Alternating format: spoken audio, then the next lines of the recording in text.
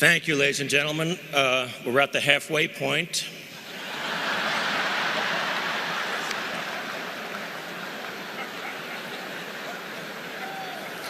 I was clean-shaven when this started.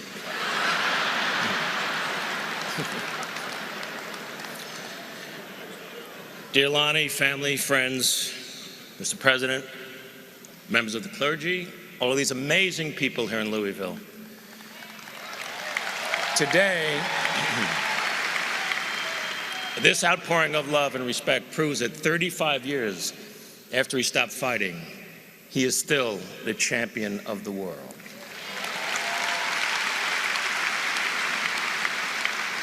Last week, when we heard the news, time stopped.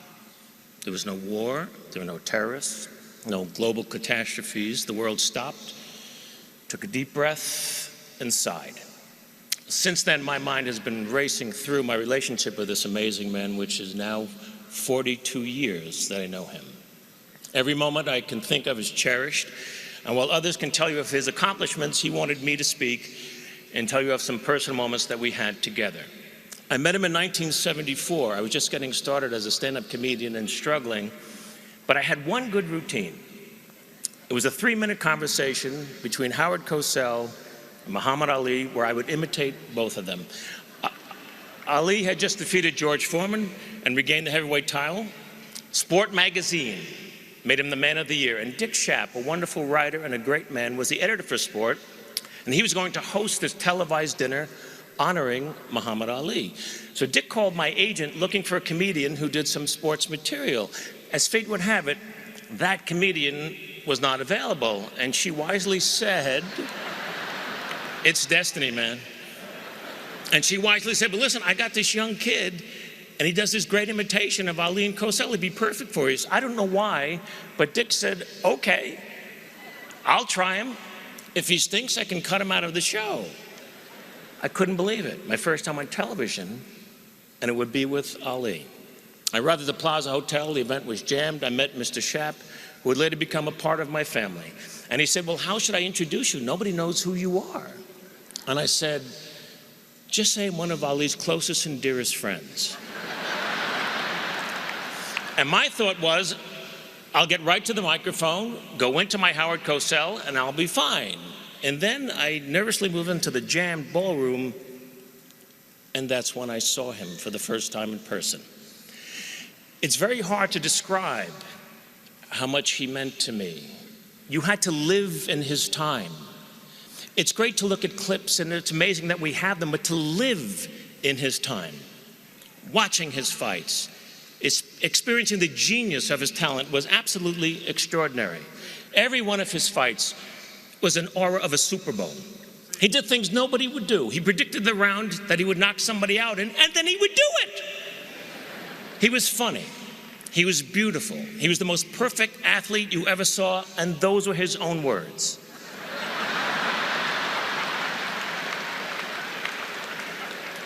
But he was so much more than a fighter as time went on. With Bobby Kennedy gone, Martin Luther King gone, Malcolm X gone.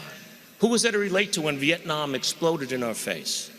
There were millions of young men my age, eligible for the draft for a war that we didn't believe in, all of us huddled on the conveyor belt that was rapidly feeding the war machine. But it was Ali who stood up for us by standing up for himself. And after he was stripped of the title, and the right to fight anywhere in the world, he gave speeches at colleges and on television that totally reached me. He seemed as comfortable talking to kings and queens as the lost and unrequited. He never lost his sense of humor, even as he lost everything else. He was always himself, willing to give up everything for what he believed in. And his passionate rhetoric about the life and plight of black people in our country resonated strongly in my house. I grew up in a house that was dedicated to civil rights. My father was a producer of jazz concerts in New York City and was one of the first to integrate bands in the 40s and 50s. Jazz musicians referred to my dad as the Branch Rickey of jazz. My uncle and my family, Jewish people, produced Strange Fruit, Billie Holiday's classic song describing the lynching of African Americans in this country. And so I felt him.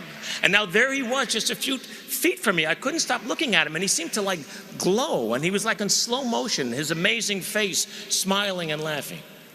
I was seated a few seats from him on the dais, and in the room were all of these athletes in their individual sports, great ones. Gino Marchetti of the Baltimore Colts, Franco Harris of the Steelers, Archie Griffin, who had won the Heisman from Ohio State, literary legends, Neil Simon, George Plimpton, all on the dais, fawning over Ali, who then looked at me with an expression that seemed to say, "What is Joel Grey doing here?" Mr. Shapp introduced me as one of Ali's closest and dearest friends. 2 people clapped. My wife and the agent. I rose, Ali still staring at me. I passed right behind him, got to the podium, went right into the Cosell. Hello everyone, Howard Cosell coming to you live from Zaire. Some would pronounce it Zaire. They're wrong. It got big laughs.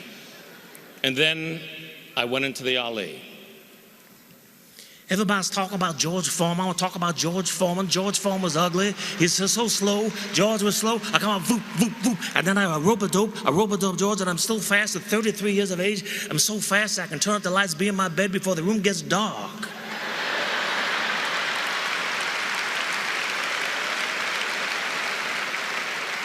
Howard, I'm announcing tonight that I got new religious beliefs. From now on, I want to be known as Izzy Yiskowitz. I am now an Orthodox Jew. Izzy Yiskowitz, I am the greatest of all time. The audience exploded. See, no one had ever done him before. And here he was, a white kid from Long Island, imitating the greatest of all time, and he was loving it. And when I was done, he gave me this big bear hug, and he whispered in my ear, "You're my little brother." Which is what he always called me until the last time that I saw him. We were always there for each other. If he needed me for something, I was there. He came to anything I asked him to do. Most memorable, he was an honorary chairman for a dinner and a very important event where I was being honored by the Hebrew University in Jerusalem. He did all of this promotion for it. He came to the dinner. He sat with my family for the entire evening. He took photographs with everybody. The most famous Muslim man in the world honoring his Jewish friend. And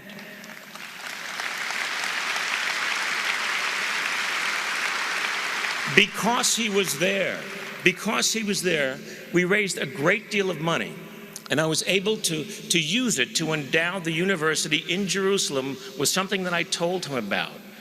And it was something that he loved the theory of, and it thrives to this day. It's called Peace Through the Performing Arts. It's a theater group where Israeli, Arab, and Palestinian actors, writers, and directors all work together in peace, creating original works of art. And that doesn't happen without him. I had so many funny, unusual moments with him. I sat next to him at Howard Cosell's funeral, a very somber day to be sure. Closed casket was on the stage. Mohammad and I were sitting somewhere over there next to each other. And he quietly whispered to me, "Little brother, do you think he's wearing his hairpiece?"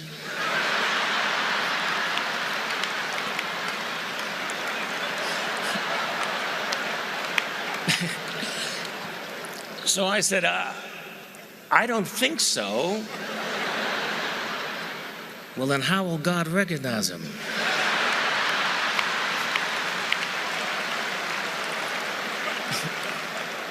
So I said, "Champ, once he opens his mouth, God will know." So we started laughing. It was a muffled laugh at first, but then we couldn't contain ourselves. Here we were at a funeral, me with Muhammad Ali, laughing like 2 little kids who heard something dirty in church. You know, we're just laughing and laughing. And then he looked at me and he whispered, "Howard was a good man." One time he asked me if I would like to run with him one morning, do road work with him. I said, "Well, that'd be amazing. Where do you run?" He said, "Well, I run at this country club, and I run on a golf course early in the morning. It's very private. Nobody bothers me. We'll have a great time." And I said, "Champ, I can't run there. The club has a reputation for being restricted." was restricting me. They don't allow Jews there. They don't have any Jewish members. He was incensed. I'm a black Muslim, and they let me run there. Little brother, I'm never going to run there again. And he didn't.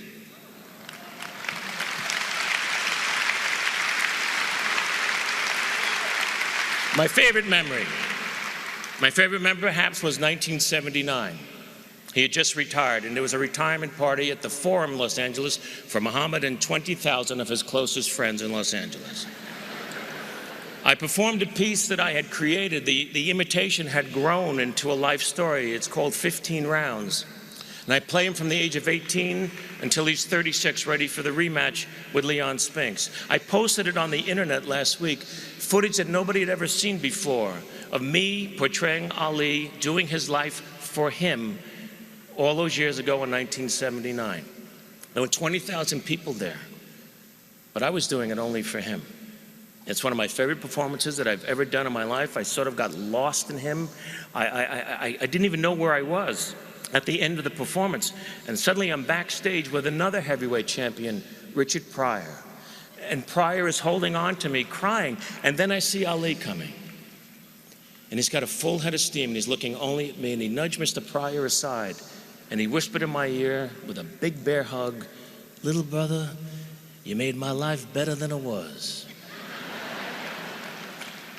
But didn't he make all of our lives a little bit better than they were?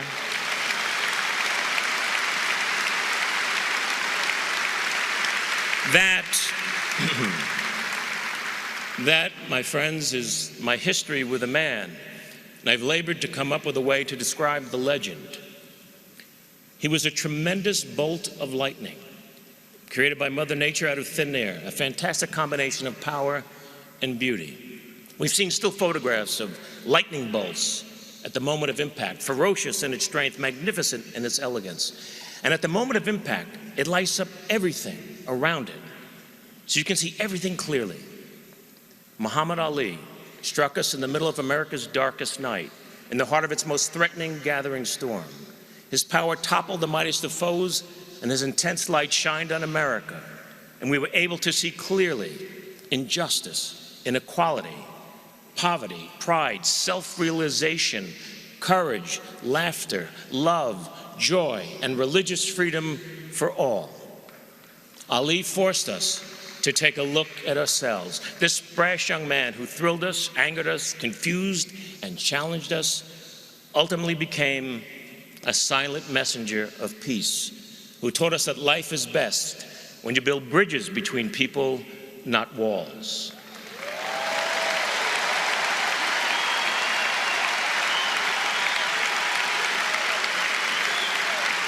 My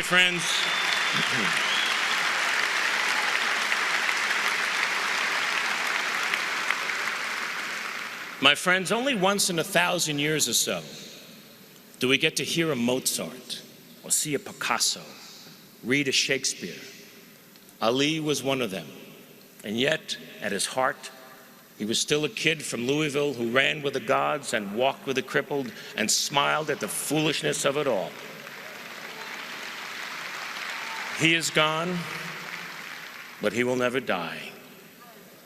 He was my big brother. Thank you.